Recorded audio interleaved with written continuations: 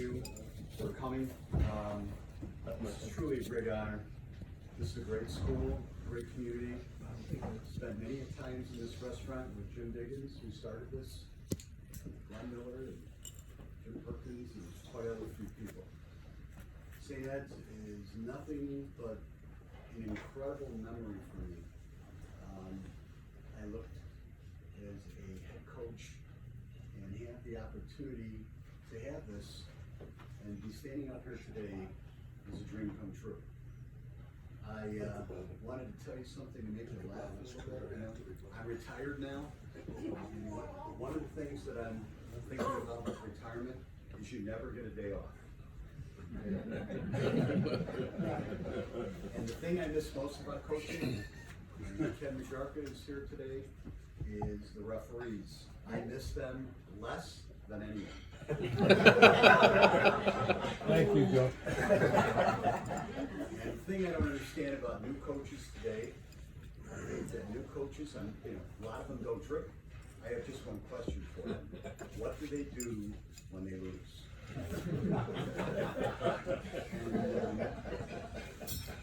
We also would always pray before the game and at the end, and a lot of times when we played Bennett and some of the teams that were our nemesis, I would say, don't pray after the game, it was too late. Okay? When I was at Notre Dame, Ken was the athletic director and my boss there, and I coached track for a year. And when you think about how hard it is to coach basketball, when you look back at it, you say, wow, I coached track, and the only thing I did was told the kids, stay to your lobby and get back as soon as you can. So I look back at all the things that we accomplished here at St. Ed's, and I wanted to start off with, I have my phone for my cheat sheet. Number two, again, I wanted to thank all the administration, the committee members, the faculty, all the people that are involved in this, the foundation. While I was there, I was my last year there, I was the development director, and Art Cecile was on the board, and I had an idea because Ken worked at Lytle Academy, and I went to their fundraiser, okay, and the Rambler, and I presented the idea after going to it to the board, and they said, well, let's study it and let's table it. And I said, no, let's not. So anyway, to make a long story short, we started the tidal wave, which, Jan, how much did you say that they made last year? 174, 563. It's counting. One thing that Catholic schools are going to survive, they need a foundation. Jim Diggins helped start that, and that foundation and a fund that helps feed it is the thing that will ensure Catholic schools to be here into the future. Whether on the college level, I know Coach Smith is here today, St. Ed's alum, coached many, many years at St. John's in Minnesota. A lot of alums out there with that. So those are all things that, when I look back at all of this, how important it is to review this. My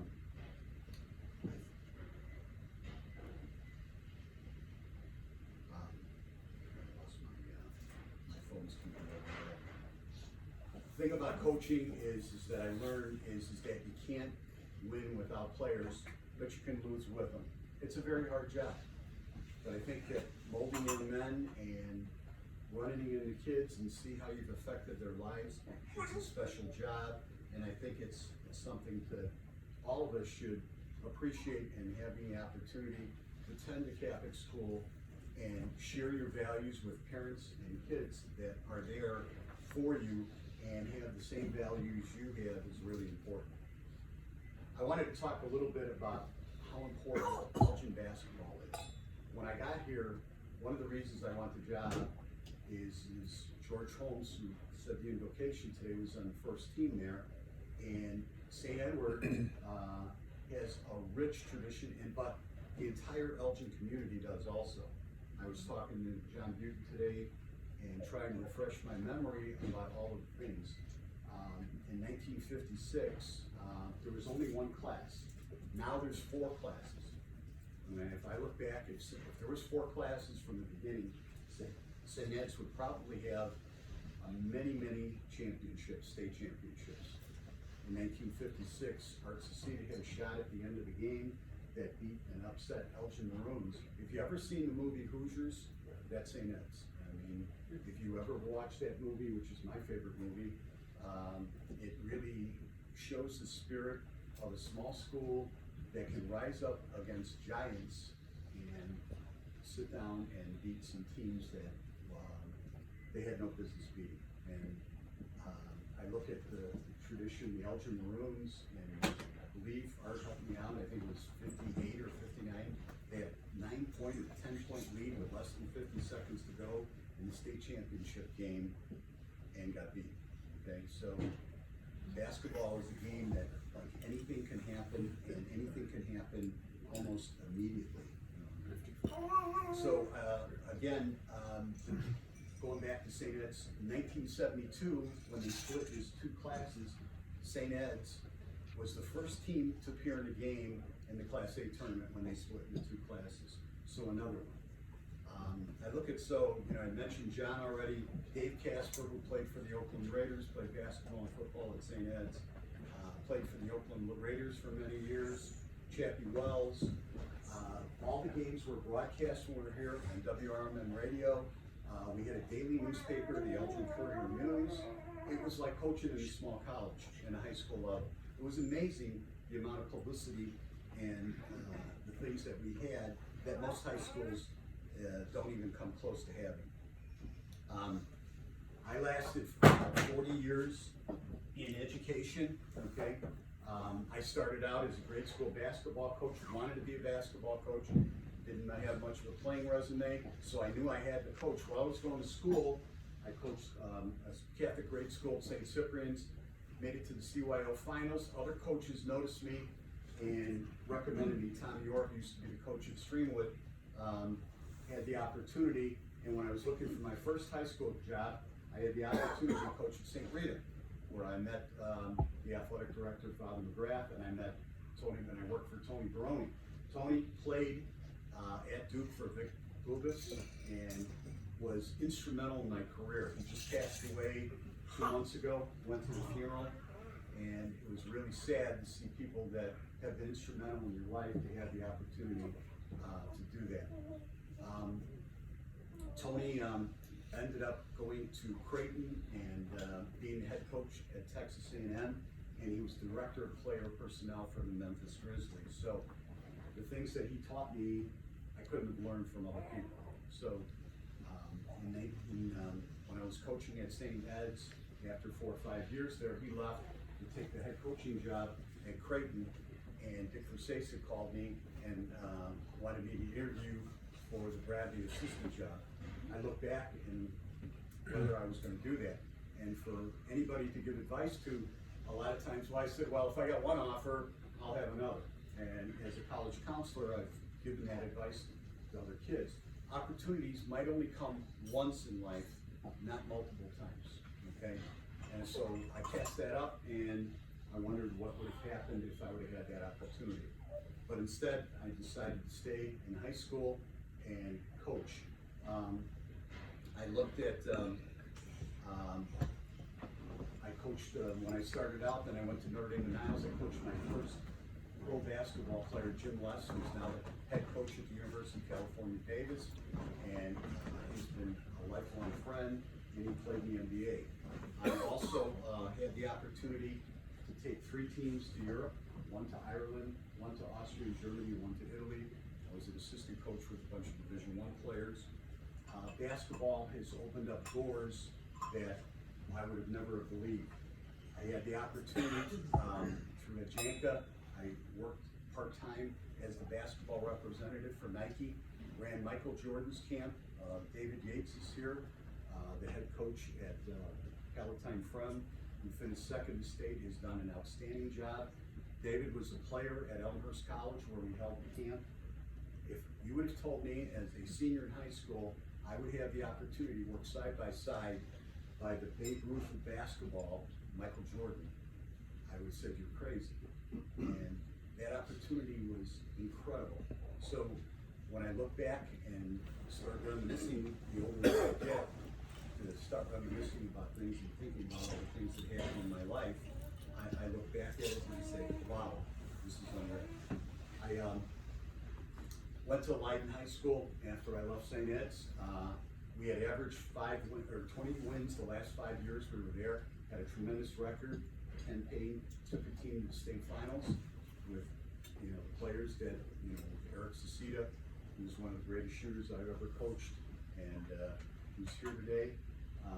And I also look back at the '87 team, all the players that have still remained close together.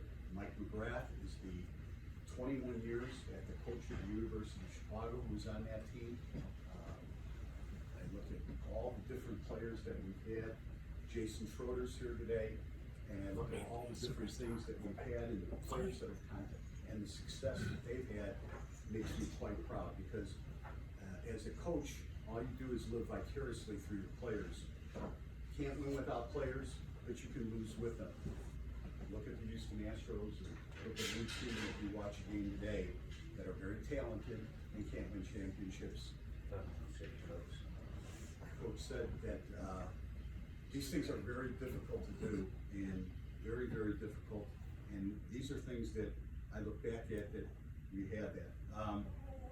Paul Majori's here today, my assistant coaches, Pete Tice, Randy Johnson, all the assistants. I don't want to bore you with all that, but Paul's here today. Paul coaches at Downers Grove South. Had incredible. They're in the playoffs with football. The success that the guys that have worked with me, alongside with me, when we had the staff there, was quite remarkable. Quite remarkable. When we took over the program, George knows this. They had won 3 games the year before. We went 500. George was instrumental.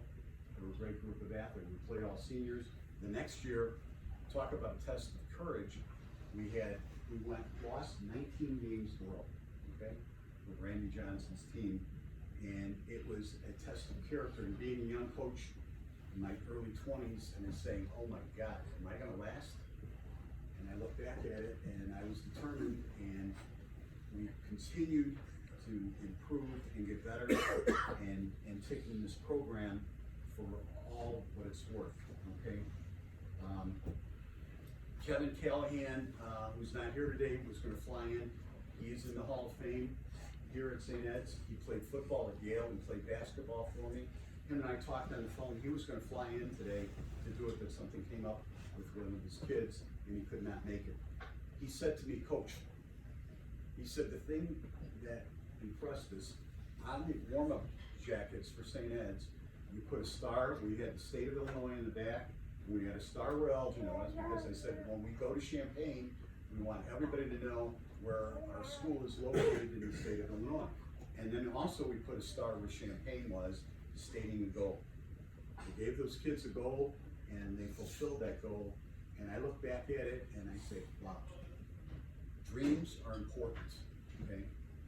And for all of us, and if you have the opportunity to dream large, and they might come true. I'm a living example of it. I look back at it. I left coaching after Leiden, and I had 2 opportunities after that to coach again. And the 2 opportunities came. One was at Richards High School. I was offered the head basketball coaching job there in Oak Lawn, and also at Riverside Brookfield High School. I sat down and soul searched, and I said, well, do I want to do this, or am I going to have a heart attack and crash and die? And you could be honoring me post-mortem today. I think that I made that decision. I decided to go into counseling. I worked at Prospect and a couple other spots, and then ended up my last 18 years at Mundelein High School as the college and career counselor there. I had an opportunity to visit 300 college campuses all over the United States, from Maine to Miami to San Diego, to all the places that you would not believe. What an opportunity, and continued my career in a different way. So I spent 40 years in education. I'm proud of it, and I'm enjoying retirement right now. My family's here today. My daughter Jennifer and my son Joey, my cousin Jim and Denise. Denise is also a singer like George is right now and plays various places. Tyler, my son-in-law, also had the opportunity to play high school basketball at Varnum County High School, which is right outside of Peoria. His coach was a friend of mine, Ralph Allen. I served on the state directors of the All-State team with him. He had a great saying that I tell Tyler all the time now when he played on that team, and he said he heard this before.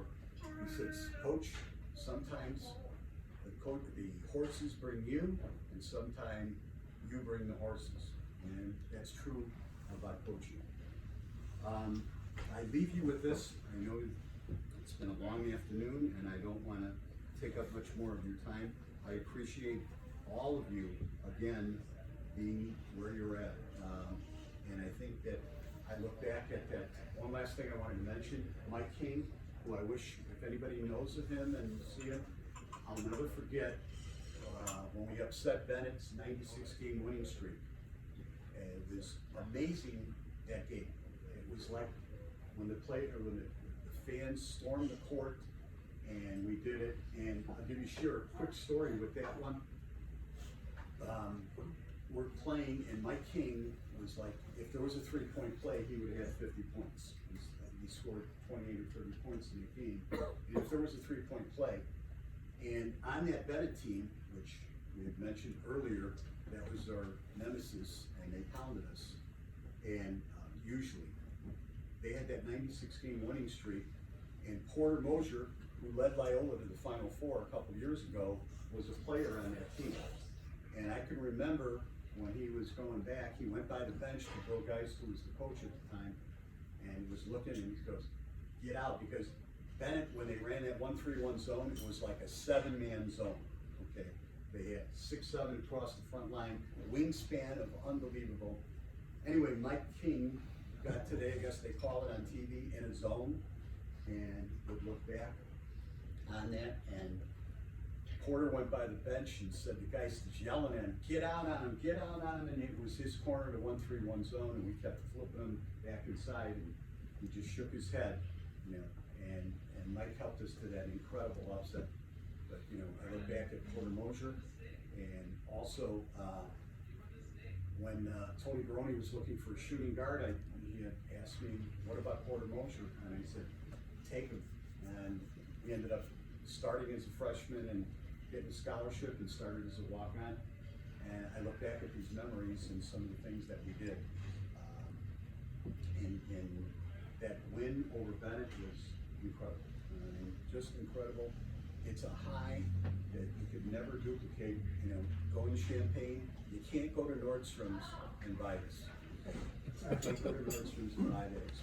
So money can't buy certain things, and having the opportunity to work at a great school like St. Edward is really been special. I'll leave you with this. My favorite singer, a lot of people might know who he might be, and I thought I would leave you with this. Regrets, I've had a few, but then again, too few to mention. I did what I had to do and saw it through without exemption. I planned each charted course, each careful step along the byway, and more, much more than this, I did it my way. And in one last song that he made famous, and I leave it and wish this for all of you, the best is yet to come. Thanks for your attention, thanks for coming today, and what an opportunity, and I thank you for honoring me.